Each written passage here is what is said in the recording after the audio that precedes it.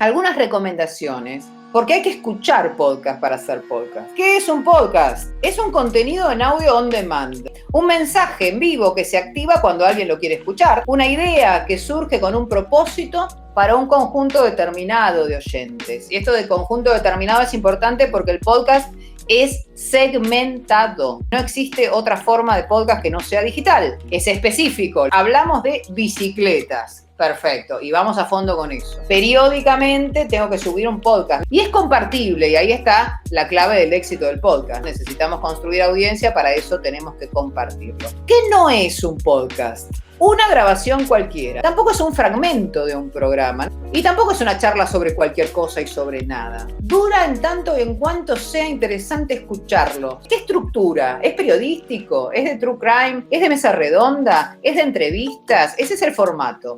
¿De qué hablamos? Hablamos de feminismo, hablamos de redes sociales, hablamos de signos del zodíaco, hablamos de sexo. Los podcasts trabajan con música libres de derechos. No pueden usar música. ¿Cómo describo en una sola frase a mi podcast? Después, además del nombre del podcast, tengo que definir el nombre del episodio. Tiene que tener un gancho. Y después, además, tengo que hacer un diseño de imagen, un logo.